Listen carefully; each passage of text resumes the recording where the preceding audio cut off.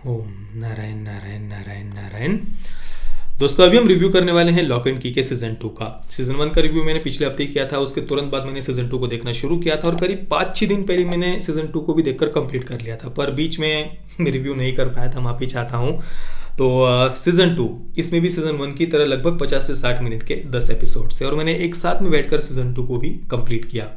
अब देखिए, सीजन 1 में मैंने जो जो बातें आपको बताई हुई है, जैसे कि इस सीरीज़ की जो बेसिक कहानी है, कंसेप्ट है, की हाउस है, इसके जो कैरेक्टर्स है, उसमें से कौन से कैरेक्टर्स मुझे पसंद आए, कौन से नहीं पसंद आए, कौन से कैरेक्टर्स बहुत ज़्यादा इरिटेटिंग थे, वो सब बातें मैं यहाँ पर दोबारा से रिपीट नहीं करूँगा। हम डायरेक्टली इस विषय पर आते हैं कि सीजन 2 में हमें क्या नया दिखाया गया है, किन बातों पर सीजन 2 में फोकस किया गया है।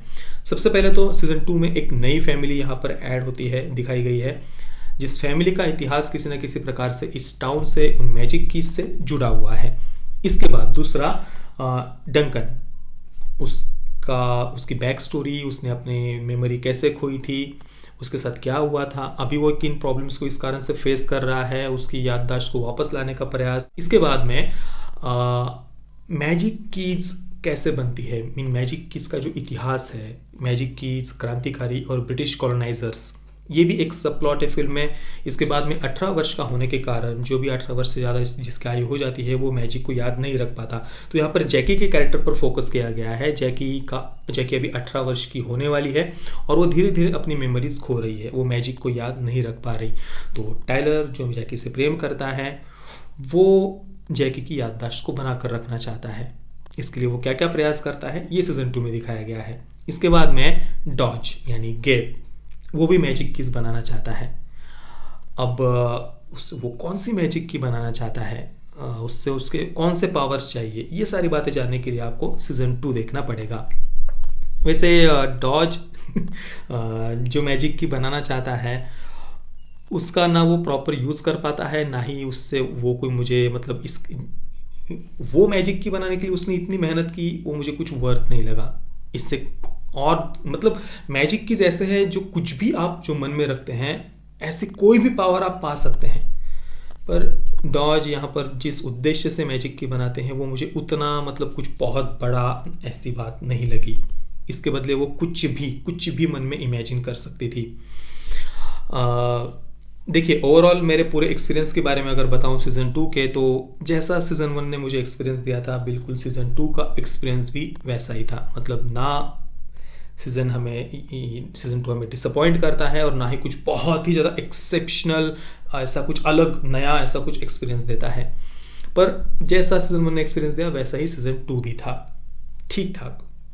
मतलब हम देख पाते हैं, कुछ नया हमें देखने को मिलता है। वैसे सीज़न 1 तो एकदम ही नया यूनिवर्स, नया कैरेक्टर, नई कहानी, नया कंसेप्ट सीज़न 1 में था, और सीज़न 2 में ये सब बातें हमें पता थी। कि हाउस के बारे में पता था, इस मैजिक के बारे में पता था, और ये भी पता था कि भाई सीरीज़ कुछ ज़्यादा ही डार्क जोन में नहीं जाने वाली।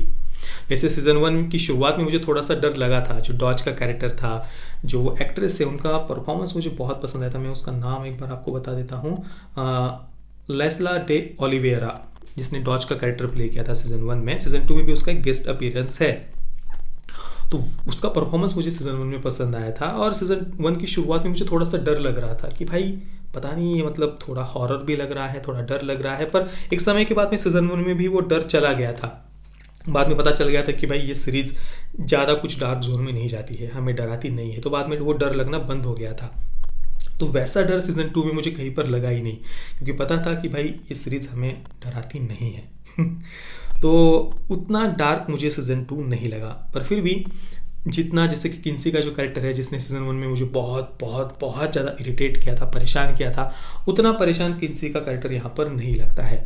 पर यहाँ पर सभी कैरेक्टर्स थोड़ी थोड़ी गलती करते हैं। सीज़न 1 में किन्सी का कैरेक्टर सबसे ज़्यादा गलतियाँ कर रहा था, सबसे ज़्यादा डम वो लग रहा था, पर यहाँ पर सभी सीज़न 2 में अगर देखा जाए तो सारे के सारे, टाइलर हो, किन्सी हो, बॉडी तो चलो जैसा पहले था वैसा ही यहाँ पर भी है, पर वो सब थोड़ी थोड़ी गलतियाँ करते हुए मुझे दिखते हैं, डम लगते हैं। सबसे ज़्यादा बात जो मुझे परेशान करती है वो ये कि भाई इनके पास में इतनी पावरफुल कीज़ है, पर इतना लंबा समय बीत जाने के बाद भी ये सब उन कीज को प्रॉपर यूज़ करना नहीं सीखे हैं। स्ट्रेंजर थिंग्स में अगर आप देखेंगे तो उनके पास में कुछ बहुत ऐसी कोई ऐसी जादुई शक्तियाँ वगैरह नहीं थी वहाँ पर जो बच्चों के कैरेक्टर्स है, पर वो इंटेलिजेंट लगते हैं। वो अपनी बुद्धि का यूज करते हैं, इतने बड़े बड़े प्रॉब्लम्स को वो फेस कर रहे होते हैं तो भी। और यहाँ पर ये लॉक परिवार, ये बच्चे, इनके पास में सारी शक्तियां हैं, इतने बड़ी बड़ी मैजिकल पावर कीज है, इतने सारे पावर्स है उनके पास, पर एकदम बेवकूफ़ों की तरह वो बर्ताव करते हैं। मतलब उन कीज से वो क्या क्या नहीं कर सकते, पर वैसा वो कुछ भी कर ही नहीं पाते यहाँ पर। और उन कीज को भी वो सेफली यूज़ नहीं करते, कहीं पर भी उठाकर कहीं पर भी छोड़ देते हैं। हाँ, वो मुझे ये सब बातें सीरीज में सबसे ज़्यादा परेशान कर रही थी। इसके अलावा एक और नई मैजिक की यहाँ पर सीजन 2 में हमें देखने को मिलती है। जो की हाउस है उसकी एक प्रतिकृति होती है, एक छोटा सा की हाउस, जिसमें अगर आप कुछ भी हाथों से ऐसे चेंजेस करते हैं तो वो बड़े की हाउस में वो सारे चेंजेस होते हैं। अब इतनी पावरफुल चीज़ उनके पास में है, पर फिर भी वो उस चीज़ का यहाँ पर यूज़ नहीं कर पाते हैं। बिल्कुल बच्चों की तरह वो इसका यूज़ करते हैं। एक जगह पर उन्हें प्लानिंग करने का पूरा समय मिलता है, पर वो प्लानिंग अगर आप देखेंगे ना तो कहेंगे यार ये प्लानिंग थी इनकी, सच में, सीरियसली। तो ऐसी कई सारी बातें हैं जिस कारण से इसके ये जो कैरेक्टर्स है वो बहुत बहुत ज़्यादा डम लगते हैं। उनको बचकाना भी नहीं, मैं नहीं कहूँगा, क्योंकि बच्चे भी इससे ज़्यादा शार्प माइंड उनका होता है, तो मैं इसे बचकाना तक नहीं कहूँगा। और एंडिंग भी जो था ना, वो एंडिंग का जो फाइट उन्होंने दिखाया है, एक अलग ही बिल्डिंग वगैरह वहाँ पर जो भी होता है, नहीं यार वो भी सेटिस्फाइंग नहीं था बिल्कुल इसका भी एंडिंग। पर फिर भी मैं कहूँगा कि मैं इस सीरीज़ को हेट नहीं कर पाया। जैसा कि मैंने कहा था सीजन 1 के रिव्यू में, मुझे वो पसंद आया। बिल्कुल वैसा ही कुछ एक्सपीरियंस सीजन 2 ने भी मुझे दिया। भले ही ये कैरेक्टर्स डम थे और परेशान कर रहे थे, पर ठीक है, देख पाते हैं हम। और इवन मैं इसे सजेस्ट भी करूंगा, अगर आप देखना चाहें तो बिल्कुल देख सकते हैं। इन कैरेक्टर्स की ये सारी बातें हम इग्नोर कर पाते हैं। और इवन मैं तो इसका सीजन 3 भी देखना चाहूँगा, और वैसे सीजन 3 भी बनने वाला है तो मैं उसे भी देखूंगा, भले ही ये कैरेक्टर्स कितने भी ज़्यादा परेशान क्यों ना करते हो। मैं लॉक एंड की के सीजन 2 को दूंगा 7 out of 10 stars. Parental guidance की बात करें तो सीजन 1 की तरह यहाँ पर कुछ सेक्स सीन है जिसमें न्यूडिटी नहीं है, बाकी स्ट्रॉन्ग लैंग्वेज और थोड़े बहुत कुछ डरावने सीन वगैरह है यहाँ पर। तो परिवार के साथ में देखने जैसी तो मैं तो कम से कम सजेस्ट नहीं करूँगा। एक और बात, यहाँ पर जो मकड़ी वगैरह उन्होंने हमें ट्रेलर में देखने को मिली थी, तो मुझे ऐसा लग रहा था कि भाई शायद सीजन 2 में ये मकड़ी वगैरह है तो पता नहीं क्या अलग हमें देखने को मिलेगा, पर वैसा कुछ बहुत एक्सेप्शनल या अलग यहाँ पर नहीं था। वो मकड़ी वगैरह भी बस एक ही सीन में हमें इस पूरे सीजन 2 में देखने को मिलती है। तो ये था ओवरऑल मेरा पूरा सीजन 2 का रिव्यू। आपने अगर इस सीरीज़ को सीजन 2 को देखा है तो आपका एक्सपीरियंस कैसा रहा, प्लीज़ मुझे आप नीचे कमेंट में अवश्य बताइए। ये वीडियो देखने के लिए आप सभी मित्रों का बहुत बहुत धन्यवाद। जय श्री राम, वंदे मातरम।